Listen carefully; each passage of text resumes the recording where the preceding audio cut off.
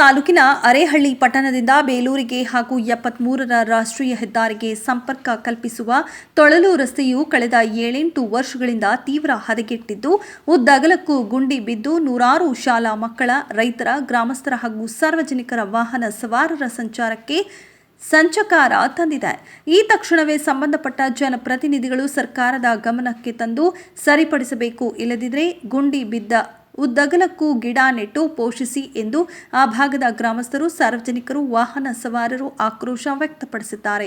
ಇನ್ನು ಅರೇಹಳ್ಳಿಯು ಹೋಬಳಿ ಕೇಂದ್ರವಾಗಿರುವುದರಿಂದ ದಿನನಿತ್ಯ ನಾಡ ಕಚೇರಿ, ಕೃಷಿ ಇಲಾಖೆ, ಬ್ಯಾಂಕ್, ಶಾಲಾ ಕಾಲೇಜು ಹಾಗೂ ಇನ್ನಿತರ ಸರ್ಕಾರಿ ಸೇವೆ ಪಡೆದುಕೊಳ್ಳಲು ಆಗಮಿಸುವ ತೊಳಲು, ಸಿದ್ದರಹಳ್ಳಿ, ಅನುಘಟ್ಟ, ಹಸಿಡೆ, ನಾಗೇನಹಳ್ಳಿ, ಮತ್ತಿಹಳ್ಳಿ, ಕಣಗುಪ್ಪೆ ಹಾಗೂ ಇತರೆ ಗ್ರಾಮದ ರೈತರಿಗೆ, ವಿದ್ಯಾರ್ಥಿಗಳಿಗೆ ಹಾಗೂ ಸಾರ್ವಜನಿಕರಿಗೆ ಇಂತಹ ಹದಗೆಟ್ಟ ರಸ್ತೆಯ ಸಂಚಾರ ಅಪಾಯಕಾರಿಯಾಗಿದೆ. ಅದಲ್ಲದೆ ಕಡೂರು, ಚಿಕ್ಕಮಗಳೂರು, ಹುಬ್ಬಳ್ಳಿ, ಧಾರವಾಡ ಹಾಗೂ ಇತರೆ ದೂರದ ಊರುಗಳಿಂದ ಸುಬ್ರಹ್ಮಣ್ಯ ಕ್ಷೇತ್ರಕ್ಕೆ ತೆರಳುವ ಹಲವಾರು ಪ್ರಯಾಣಿಕರು ಜಿಪಿಎಸ್ ನಕ್ಷೆಯ ಪ್ರಕಾರ ಈ ರಸ್ತೆಯನ್ನೇ ಬಳಸಿಕೊಂಡು ಹೋಗುವುದರಿಂದ ರಸ್ತೆ ದುರಸ್ತಿ ಆದರೆ ಅವರಿಗೂ ಅನುಕೂಲವಾಗುತ್ತೆ.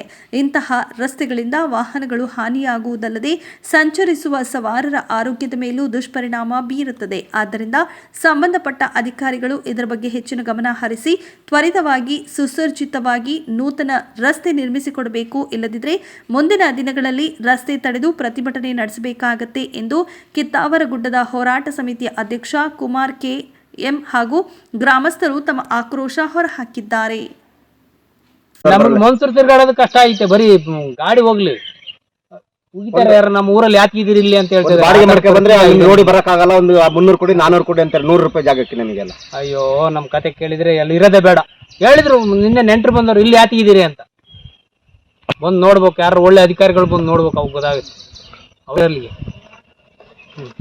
ಈಗಾಗಲೇ ನಮ್ಮ ತೊಳಲು ಮತ್ತು ಅರಳಿ ಮುಖ್ಯ ರಸ್ತೆ ಆಗಿರೋದ್ರಿಂದ ಈ ರಸ್ತೆ ಸುಮಾರು 10 ವರ್ಷಗಳ ಕಾಲದಿಂದ ಕಿತ್ತೋಗಿದೆ.